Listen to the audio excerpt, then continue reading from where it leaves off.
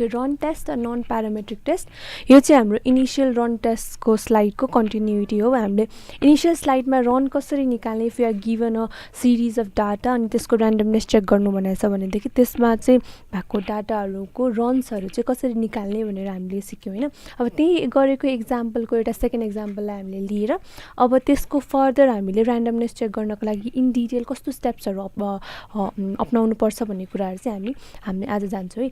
Well let's go through that example. हाम्रो example थियो हामीले के गरेको थियो भन्दा set of readings of a weight of a person in a month भनेपछि एउटा मान्छेले चाहिँ आफ्नो स्टार्टिङ अफ द मन्थदेखि एन्ड अफ द मन्थसम्म रेगुलरली आफ्नो वेट मेजर गरिराख्दाखेरि उसको रिडिङ चाहिँ यो प्रकारले आयो। So is his reading in random order or it does have it's not in random order, it's in particular sequence छ भनेर पत्ता लगाउनु छ भने we have to perform the run test. So how will we do that हैन। अब त्यसको लागि this is our problem, let's consider it is our problem given to us. So in order to find out the problem, first we have to find total number of readings कस्तो छ। कुनै पनि data दिएको छ भने first we need to find total number of readings, total number of data कतिवटा छ भनेर। So we have a total number of cases is 30. अब हामीले के फाइन्ड आउट गर्नु छ भनेदेखि एस नटमा हाम्रो नल हाइपोथेसिस हुन्छ the observations are in random order भनेर हामीले नल हाइपोथेसिस दिन्छ फर्स्टमा।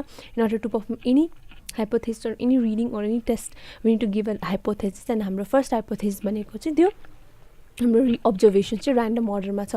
अब सेकेन्ड हाइपोथेसिस त्यसको अपोजिट हाइपोथेसिस चाहिँ के छ भन्दा the observations are not in random order. So now we have to work on proving either of this hypothesis, कि त फर्स्ट हाइपोथेसिस एक्सेप्ट हुनु पऱ्यो कि त सेकेन्ड हाइपोथेसिस एक्सेप्ट हुनु पऱ्यो।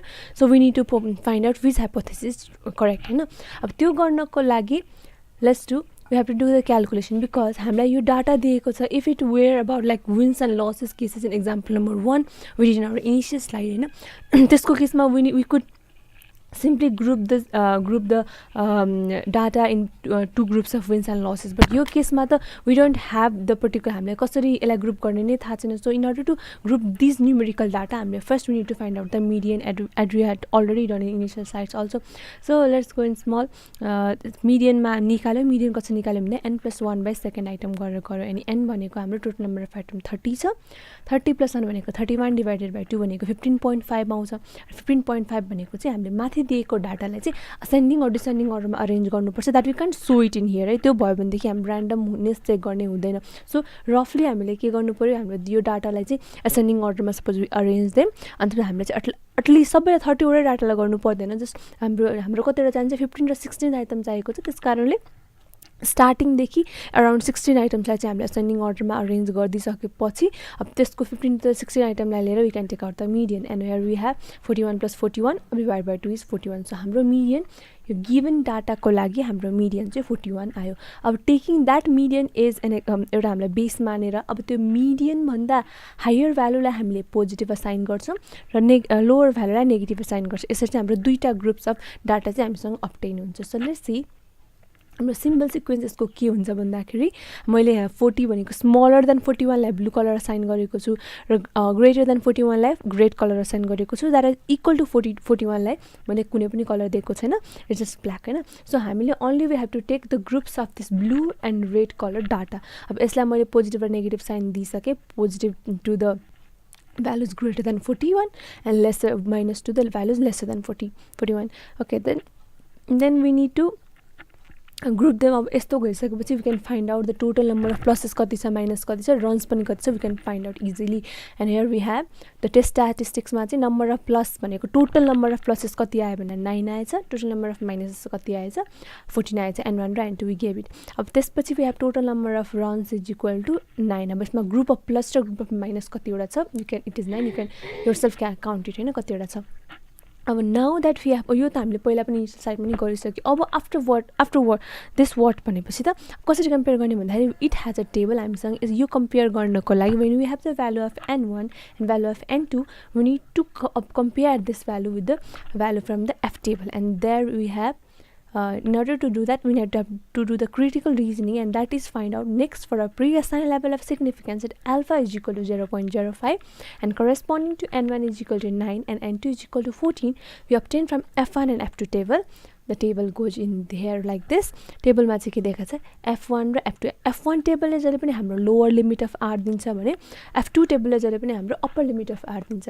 And for that we have N1 and N2 already हामीसँग छ 9 र 14 हैन. N1 भनेको 9 थियो.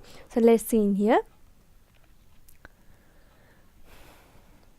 In table 1, N1 is equal to 9. अब N1 हामी vertically तल जाँदाखेरि 9 भनेको हाम्रो यहाँ आउँछ 9. त्यसपछि हामी राइटतिर जाम horizontally 14 मा जाम. ओके हामी 14 मा गइसकेपछि what we found out here is 7 हैन. So our value of lower limit of R is 7. त्यसकारण F1 टेबलबाट we got value R of lower limit of R. त्यसपछि we need to find upper limit also. अब F2 टेबलमा जाम. अब N1 equal to 9 तल जाँदाखेरि and त्यसपछि we go right horizontally भने we found out the value of upper limit of R comes out to be 17 हैन. त्यसपछि त्यसकारण we need to remember two values 7 र 17. lower limit 7 छ र upper limit 17 छ है. अब त्यसपछि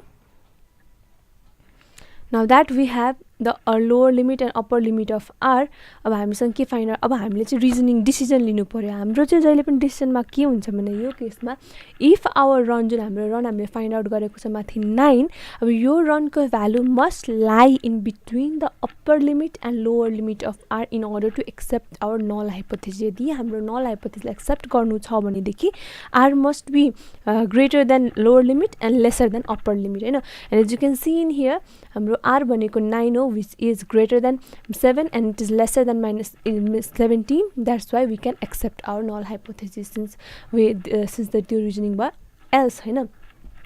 other case मा यदि R is even equal to lower limit or it is equal to upper limit or greater than upper limit and lesser than lower limit भयो भनेदेखि चाहिँ we should reject it. equal to भयो भने पनि upper limit or lower limits मा equal भयो भने पनि we have to reject it. or खाली greater र small greater than lower limit and lesser than smaller unit भएको केसमा मात्र we accept the null hypothesis. we have accepted it. अब यो क्वेसन गर्दाखेरि इट इज सिम्पल. अनि यो क्वेसन गर्दाखेरि के ध्यानमा राख्नुपर्छ भने if this formula is only applicable in case of the sample size less than 20. Sample size भन्दा पनि हाम्रो जुन N1 र N2 को भ्यालु आउँछ आइदर N1 आइदर N2 को भ्यालु चाहिँ 20 भन्दा लेस हुनुपर्छ. If any of this N1 र N2 को भ्यालु चाहिँ ग्रेटर देन 20 भयो भने we cannot find out the run in this way. यसको लागि अर्को फर्मुला छ that will be dealing in other slides हैन. तर यो चाहिँ कि because you might have notice in the F slides also. F स्लाइडमा चाहिँ values 20 सम्म मात्र लिमिट थियो. So we cannot be using this way for that analysis हैन.